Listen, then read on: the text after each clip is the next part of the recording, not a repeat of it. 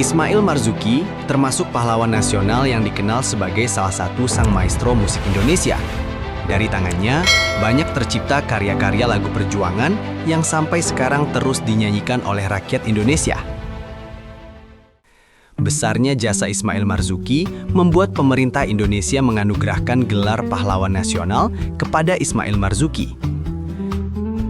Ismail Marzuki lahir di Kuitang, Senen, Batavia, 11 Mei 1914, merupakan anak dari Marzuki dan Solehah.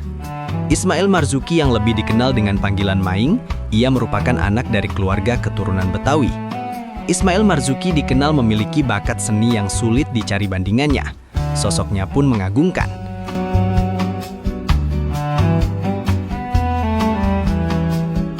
Dalam biografi Ismail Marzuki, ia terkenal sebagai pemuda yang berkepribadian luhur dan tergolong anak pintar.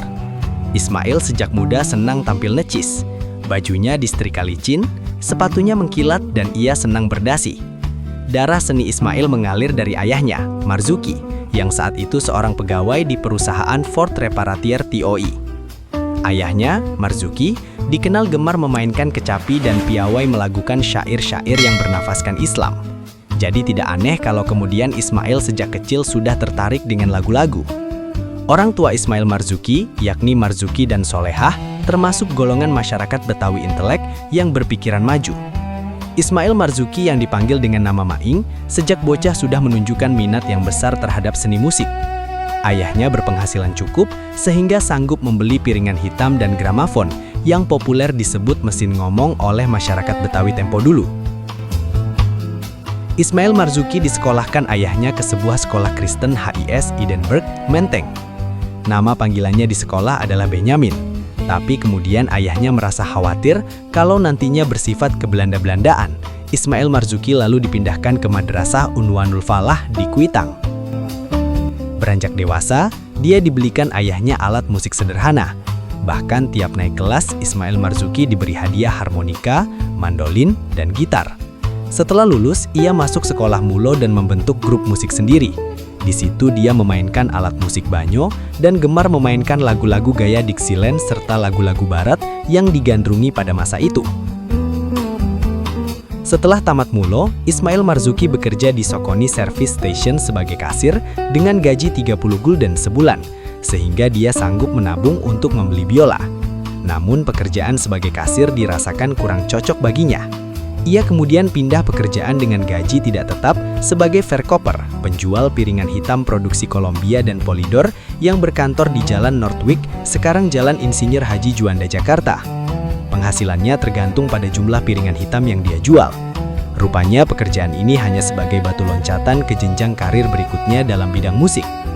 Selama bekerja sebagai penjual piringan hitam, Ismail Marzuki banyak berkenalan dengan artis pentas, film, musik, dan penyanyi. Di antaranya Zahiridin, Yahya, Kartolo, dan Rukiah, orang tua Rahmat Kartolo. Tahun 1936, Ismail Marzuki memasuki perkumpulan Orkes Musik Live Jawa sebagai pemain gitar, saksofon, dan harmonium pompa. Tahun 1934, Belanda membentuk Netherlands Indies Radio Omroep Maat Sapi dan Orkes Musik Live Jawa mendapat kesempatan untuk mengisi acara siaran musik. Tapi Ismail Marzuki mulai menjauhkan diri dari lagu-lagu barat, kemudian menciptakan lagu-lagu sendiri antara lain Alibaba Rumba, Oh Lele di Kota Raja, dan Ya Aini. Lagu ciptaannya kemudian direkam ke dalam piringan hitam di Singapura. Orkes musiknya punya sebuah lagu pembukaan yang mereka namakan Sweet Jaya Islander. Lagu tersebut tanpa pemberitahuan maupun basa-basi dijadikan lagu pembukaan siaran Radio Nirom, sehingga grup musik Ismail Marzuki mengajukan protes, namun protes mereka tidak digubris oleh Direktur Nirom. Pada periode 1936 hingga 1937, Ismail Marzuki mulai mempelajari berbagai jenis lagu tradisional dan lagu barat. Ini terlihat pada beberapa ciptaannya dalam periode tersebut, My Hula Hula Girl.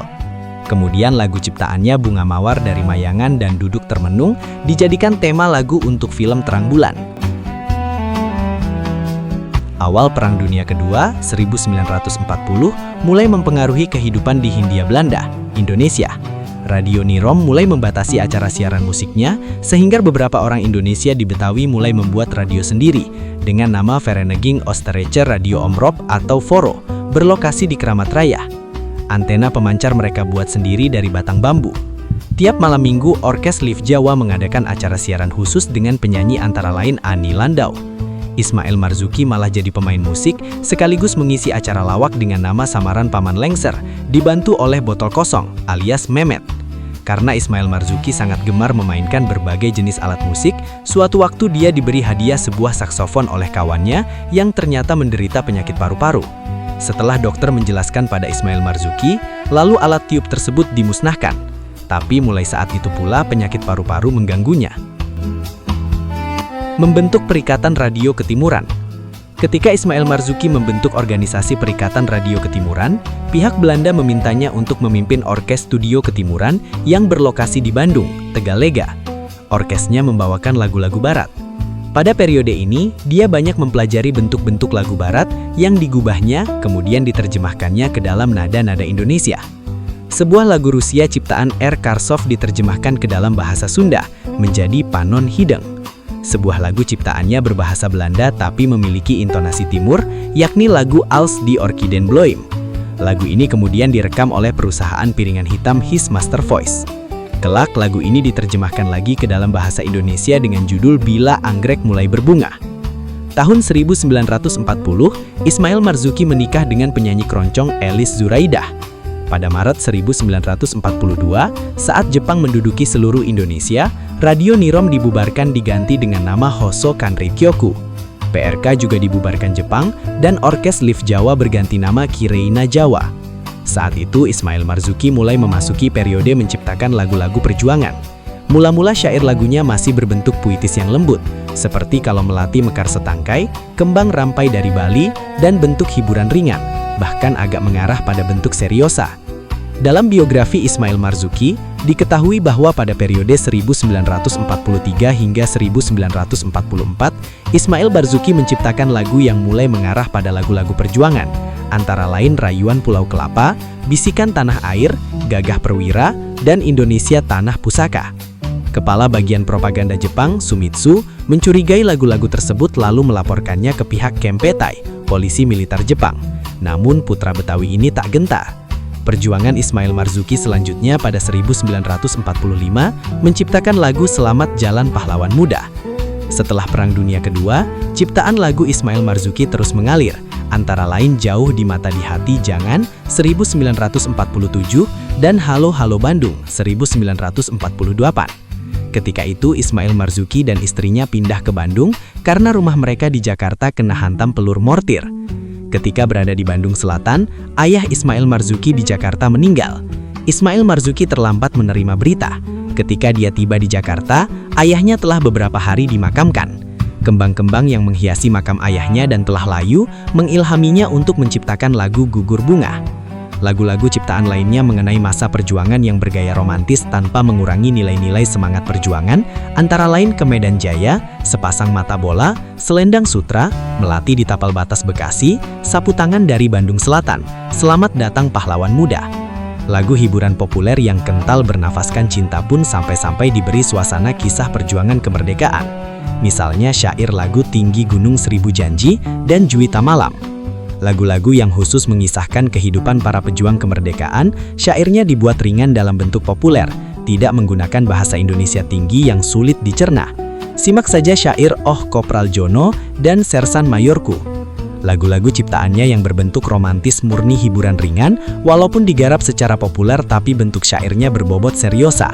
Misalnya lagu Aryati, Oh Angin Sampaikan. Tahun 1950, dia masih mencipta lagu Irian Samba, dan tahun 1957, lagu Inikah Bahagia, suatu lagu yang banyak memancing tanda tanya dari para pengamat musik. Sampai pada lagu ciptaan ke-100-an pun, Ismail Marzuki masih belum puas dan belum bahagia.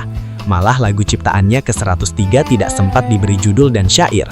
Hingga Maing alias Ismail Marzuki, komponis besar Indonesia itu menutup mata selamanya pada 25 Mei 1958. Peran Ismail Marzuki terhadap sejarah musik Indonesia sangat vital, khususnya lagu-lagu perjuangan yang ia ciptakan. Ismail Marzuki dimakamkan di TPU Karet Bifak, Jakarta. Jika sahabat menyukai konten sejarah seperti ini, jangan lupa untuk like, share, dan subscribe channel Jakaswara, agar kami terus bisa menghadirkan kisah-kisah sejarah yang menarik dan penuh makna. Wassalamualaikum warahmatullahi wabarakatuh.